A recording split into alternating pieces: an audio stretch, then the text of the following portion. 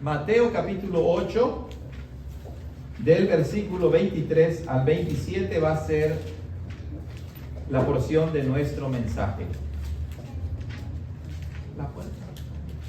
Muy bien.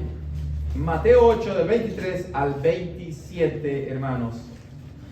Voy a leer la palabra del Señor y ustedes pueden escuchar con atención la lectura de la misma. Mateo 8, versículo 23. Y entrando él, se refiere a Jesús, en la barca, sus discípulos le siguieron. Y he aquí que se levantó en el mar una tempestad tan grande que las olas cubrían la barca, pero él dormía. Y vinieron sus discípulos y le despertaron diciendo: Señor, sálvanos, que perecemos. Él les dijo: ¿por qué teméis, hombres de poca fe? Entonces, levantándose, reprendió a los vientos y al mar, y se hizo grande bonanza. Y los hombres se maravillaron diciendo: ¿qué hombre es este que aun los vientos y el mar le obedecen? Amén. Está ahí la lectura de la palabra del Señor. Vamos a pedir la ayuda de Dios en oración.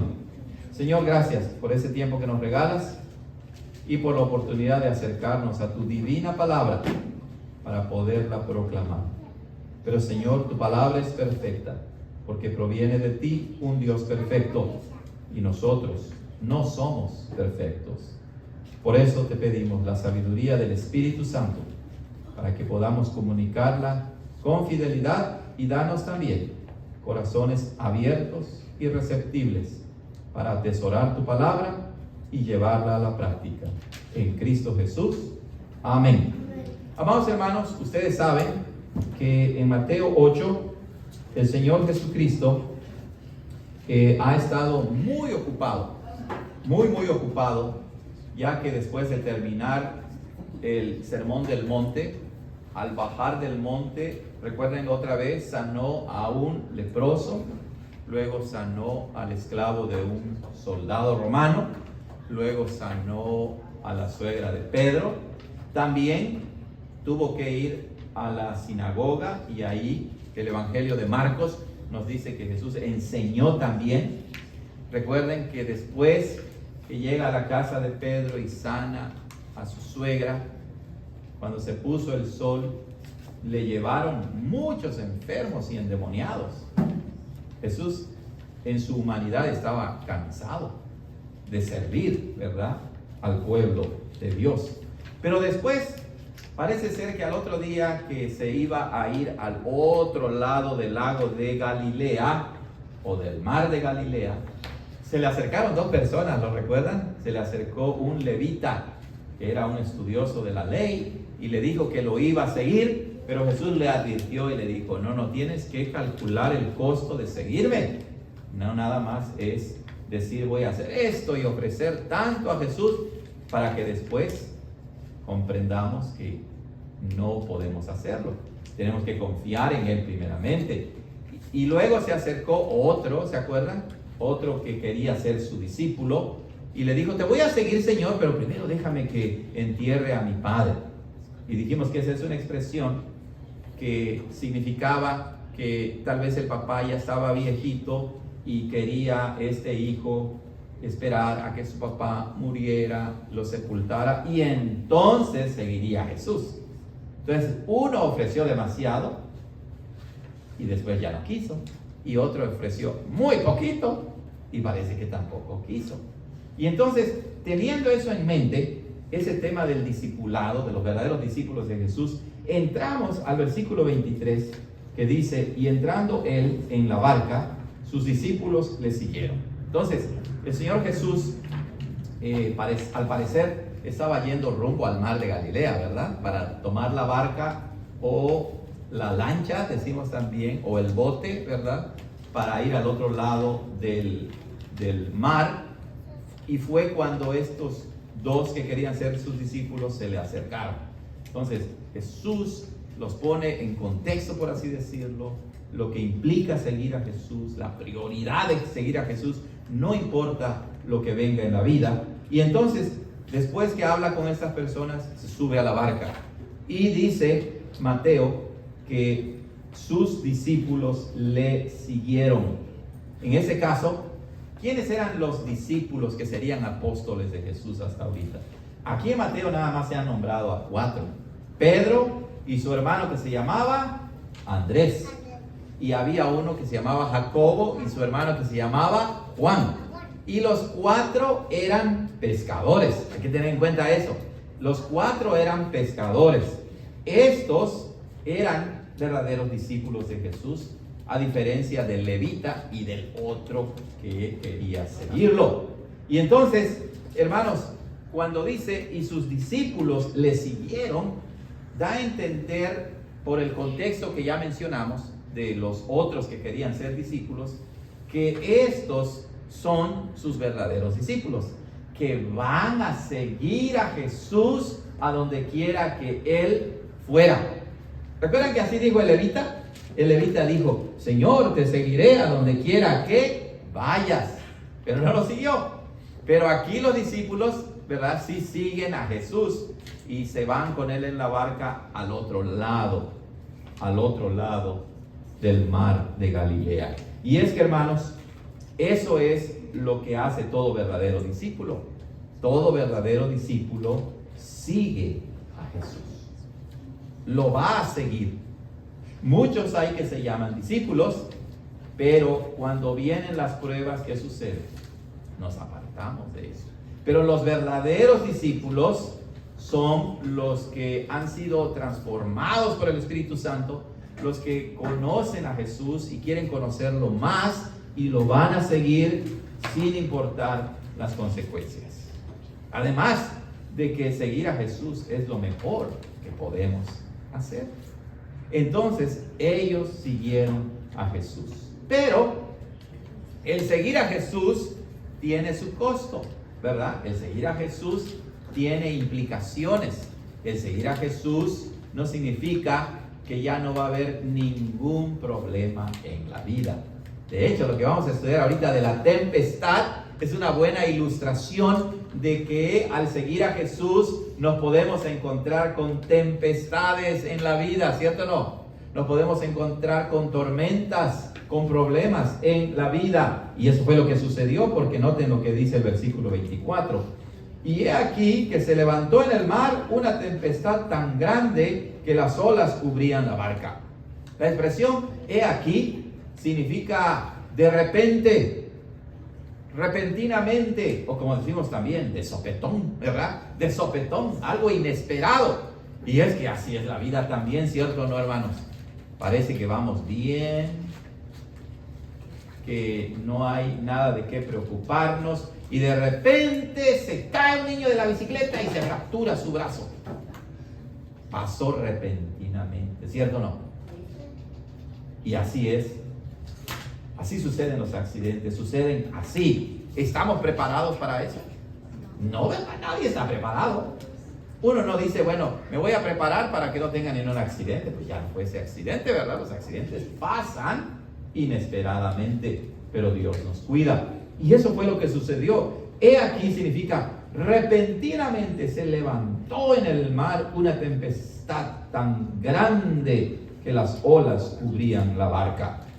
Hermanos, el lago de Galilea, el mar de Galilea, allá en Israel, era un lago más o menos de 20 kilómetros de largo y de 10 kilómetros de ancho. Pues bastante grande, ¿verdad? No es tan grande como otros lagos, pero imagínense, 20 kilómetros de largo por 10 de ancho. Está muy grande, que a la vista ya no parece un lago, ¿verdad? Parece que un mar, y por eso los judíos le llamaban mar, aunque sabían que era un lago.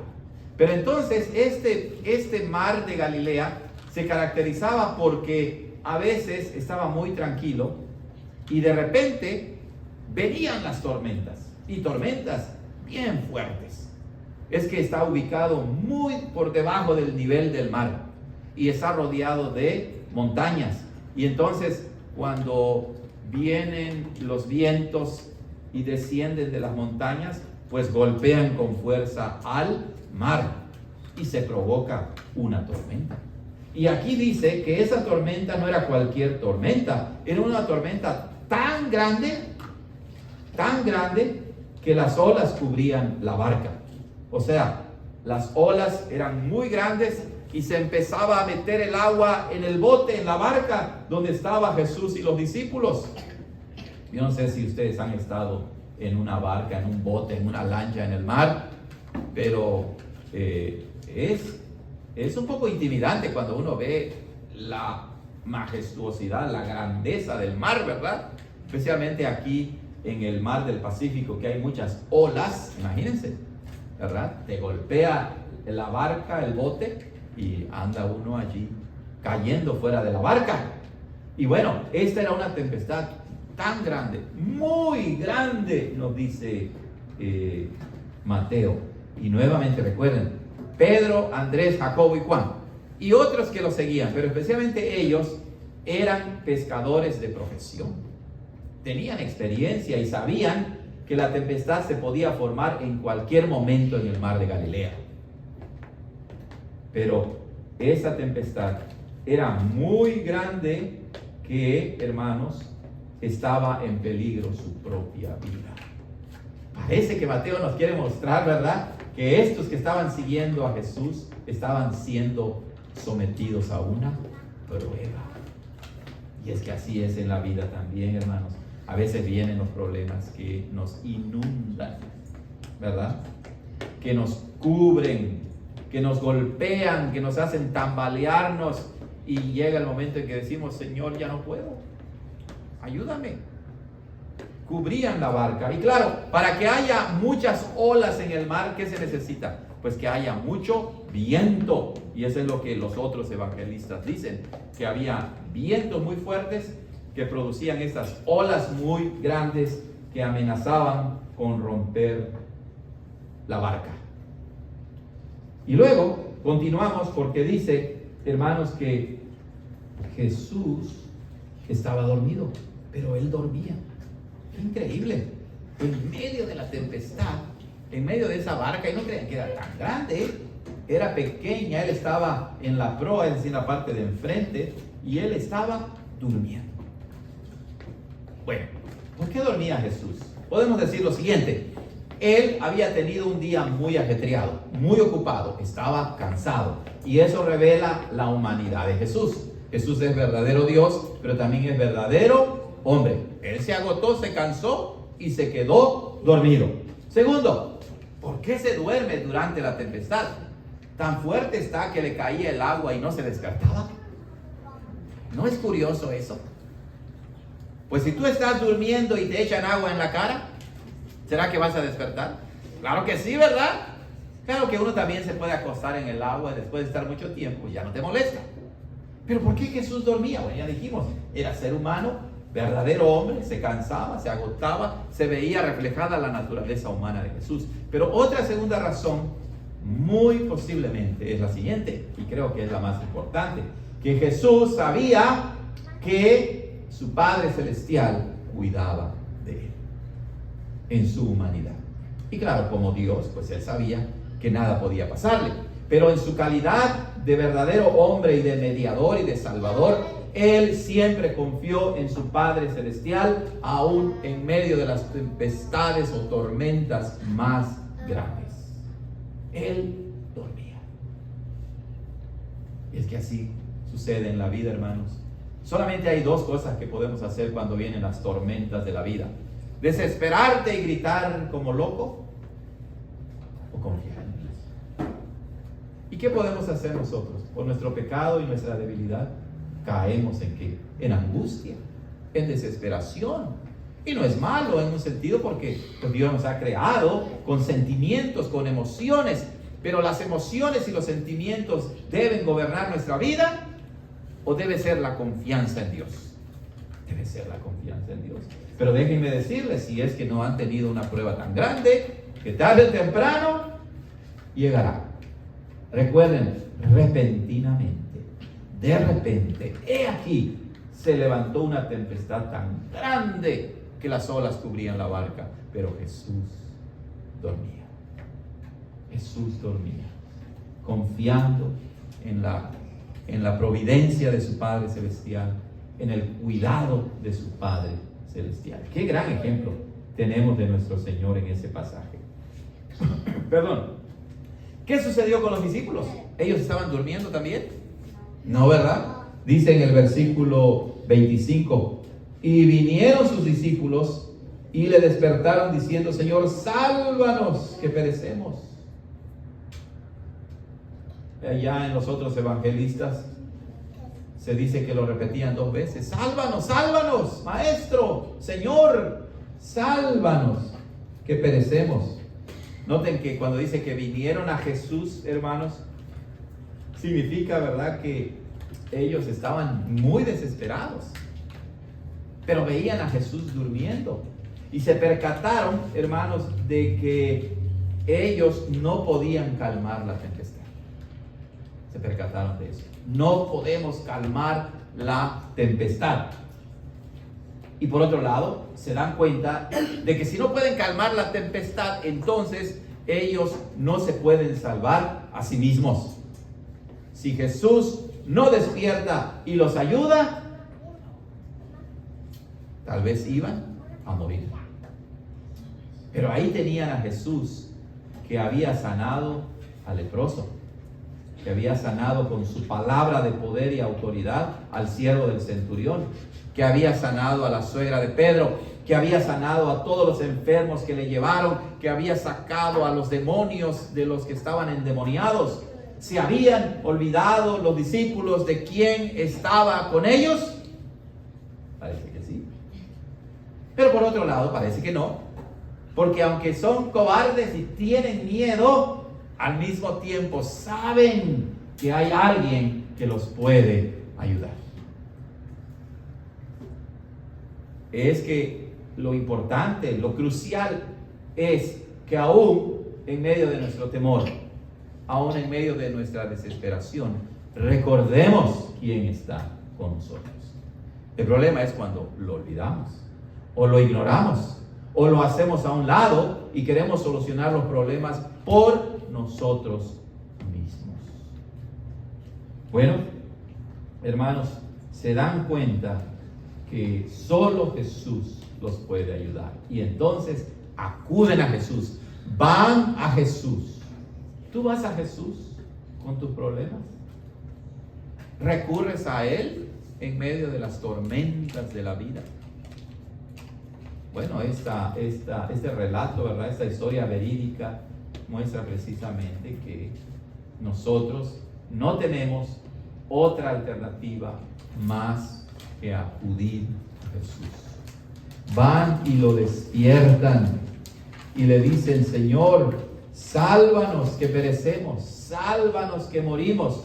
Reconocen en Jesús a alguien más que meramente un hombre, pero al mismo tiempo van a descubrir que Él es alguien muy especial. Ellos ya tienen una visión inicial de que Jesús es más que cualquier persona, pero después de este incidente van a darse cuenta de que Jesús es Dios mismo. Nada más y nada menos tenían con Él al Hijo de Dios, quien es Dios bendito por los siglos. Amén, como dice Pablo en Romanos 9:5. Y entonces se acercan a Jesús. ¿Y cómo responde Jesús? Bueno, dice allá, Él les dijo, ¿por qué teméis, hombres de poca fe?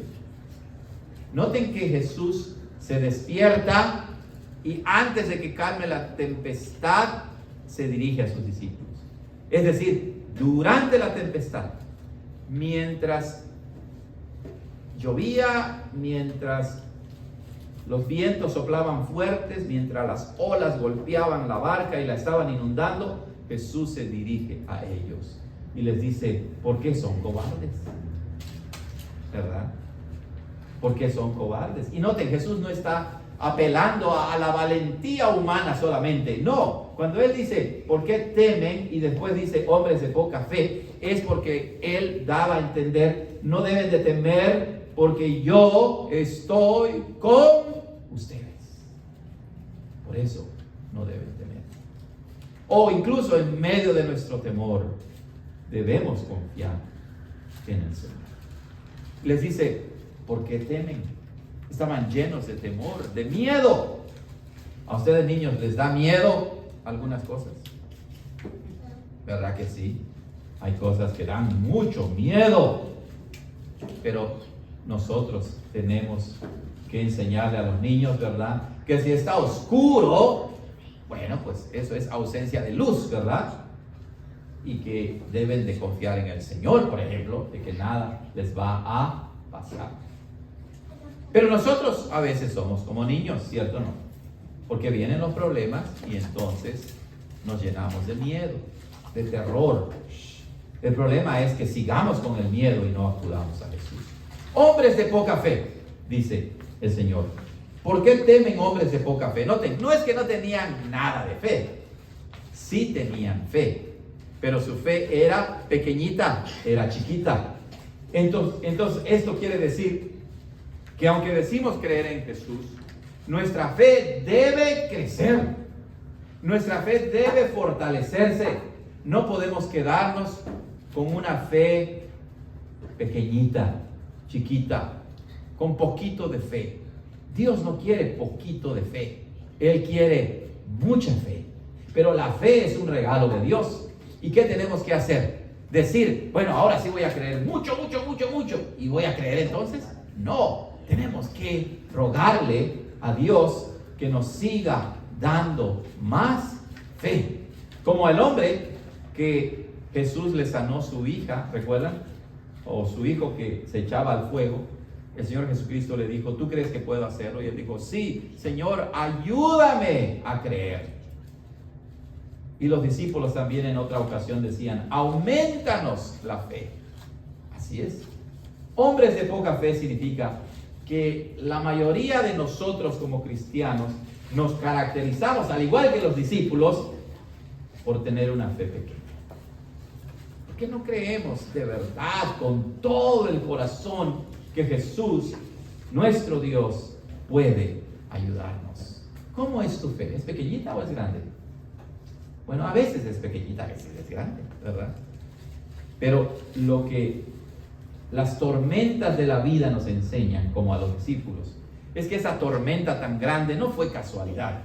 Dios la envió para que ellos aprendieran a depositar no solo un poco de su fe en Jesús, sino toda su fe en Jesús. Y luego dice que Él se levantó. Imagínense, es curioso, hermano, ¿cierto o no? Porque dice que Él se levantó. Y parece que da a entender que mientras les estaba hablando a los discípulos y los estaba regañando porque no tenían una fe grande en Él, parece que Jesús todavía estaba, ¿qué? Acostado. ¿No es interesante eso? Estaba acostado porque dice, entonces o después se levantó, después de que habló con ellos durante la tormenta. Eso quiere decir que Jesús no esperó a que pasase la tormenta. Durante la tormenta les dijo, confíen en mí. Y es que nosotros también somos como los discípulos, que solamente decimos que confiamos en Dios cuando no tenemos problemas. Pero confiar en Dios debe ser confiar en Él sin problemas, pero también durante los problemas. Es más, cuando hay problemas, nuestra fe madura, nuestra fe se fortalece, nuestra fe crece más y más. Se levantó y Él reprendió a los vientos y al mar y se hizo grande bonanza. Imagínense, reprendió. ¿Quién es este que puede reprender a los vientos y al mar? ¿Es este un mero hombre? No, ¿verdad? Él los reprende con su autoridad y con su poder y demuestra que Jesús es más que simplemente hombre, que Él es Dios mismo, que tiene poder sobre la naturaleza. Él tiene poder sobre las enfermedades, ¿cierto o no? No. Él tiene poder sobre los espíritus inmundos, ¿cierto o no? Pero también Él tiene poder sobre la naturaleza, porque Él también es el creador y preservador de la naturaleza. Sí, hermanos, ese es nuestro Señor y Salvador. No es uno que solamente te salva del pecado y luego te deja a tus expensas, a tus propias fuerzas. Él controla la misma creación, el cosmos, la naturaleza. Y por eso Él se atreve a decir que nada sucede sin la voluntad de su Padre Celestial. Ni la hoja de un árbol se mueve, ni se puede caer. Ni un cabello de tu cabeza puede caer, ni un pajarito puede caer. Porque este es el Dios de la redención, pero también el Dios de la creación. ¿No es impresionante eso? Ese es nuestro Señor. Y se hizo grande bonanza. Después que pasa la tormenta, todo queda quietecito. No necesariamente, ¿verdad? Especialmente en el mar. Cuando para el viento, las olas todavía que se siguen moviendo y poco a poco se va restableciendo la paz. Pero aquí dice que cuando reprende a los vientos y al mar, se hizo grande bonanza. Hubo una gran calma, como que todo instantáneamente que calmó. Así como de repente empezó la tormenta, con el poder de Jesús, inmediatamente paró. Impresionante. Se hizo grande bonanza. El mar se convirtió como un espejo, por así decirlo, que quedó todo calmado y tranquilo. Es que en verdad, hermanos, solamente en Jesús podemos tener esa paz profunda, verdadera, en medio de los problemas. Solamente Él es nuestra paz. Para terminar, los hombres se maravillaron, diciendo: ¿qué hombre es este? Que aun los vientos y el mar le obedecen. Los hombres, recuerden que los otros evangelistas dicen que no solamente iba una barca con Jesús y sus discípulos, sino otras barcas le siguieron. Es decir, que muchos andaban también en el mar con Jesús, porque lo seguían, ¿recuerdan? Lo seguían a donde iba. Y entonces, cuando dice Mateo, los hombres se maravillaron, primeramente se refiere a sus discípulos, pero supongo que también se refiere a los que también estaban en las otras barcas gritando y espantadísimos. Y de repente hay bonanza, tranquilidad, quietud, paz para todos. Para todos. Se maravillaron. Tristemente muchos solo se maravillan de los milagros de Jesús, pero no quieren recibir a Jesús como Él es.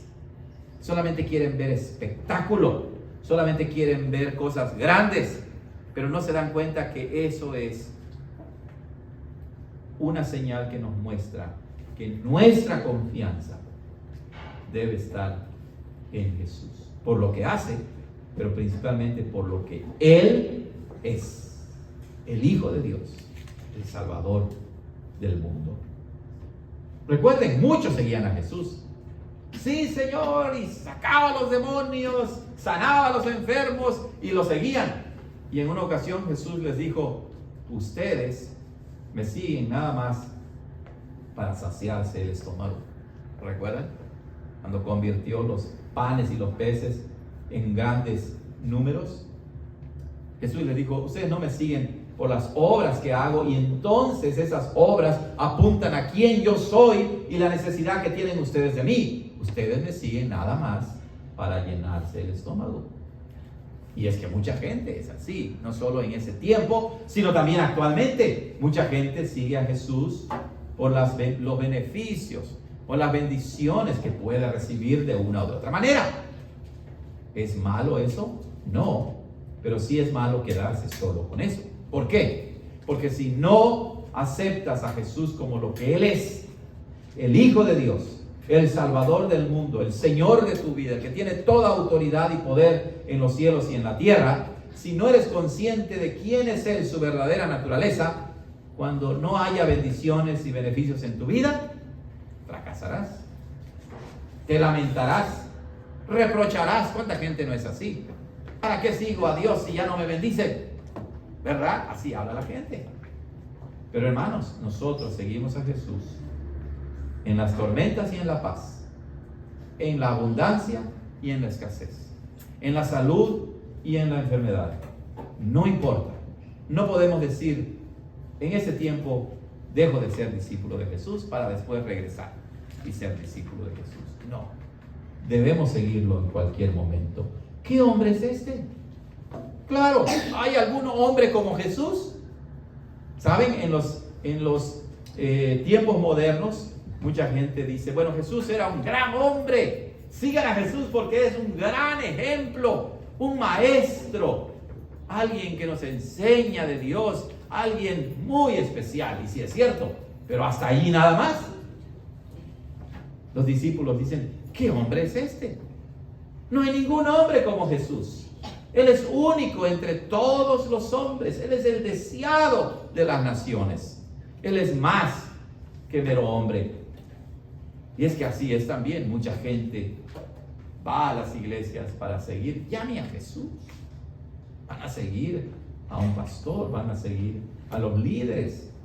Para eso estamos nosotros, para que nos sigan a nosotros. No, nosotros queremos enseñarles para que ustedes sean verdaderos discípulos de Jesús. ¿Qué hombre es este? ¿Hay algún hombre como él? No lo hay. ¿Por qué? Pues, ¿qué hombre es este que aún los vientos y el mar le obedecen? ¿Quién puede decirle al mar, a los vientos, cálmense, tranquilícense? ¿Quién lo puede hacer? No hay nadie que lo pueda hacer.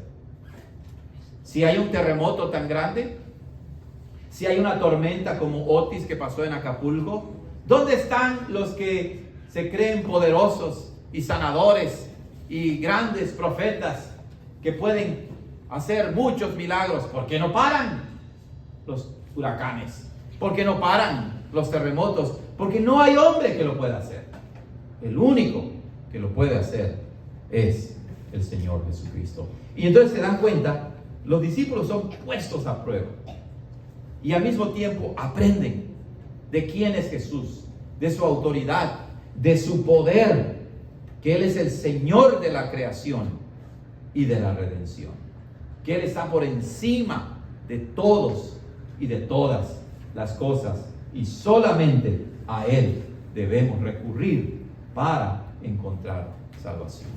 Ahora que vamos a participar de la Santa Cena, amados hermanos, recordemos que estamos siendo alimentados por este mismo Señor Jesucristo, lleno de poder y de toda autoridad, que está con nosotros durante la tormenta y que trae la paz después de la tormenta, porque Él es nuestra paz. Amén. Vamos a orar. Señor, gracias por tu palabra de este precioso pasaje de Mateo 8. Ayúdanos para confiar siempre en ti y no desviarnos ni a la derecha ni a la izquierda, sino seguirte en todo momento, en toda ocasión, en toda circunstancia, ya que tú has prometido estar con nosotros. En Cristo Jesús te damos gracias. Amén. Muy bien, hermanos, vamos a continuar ahora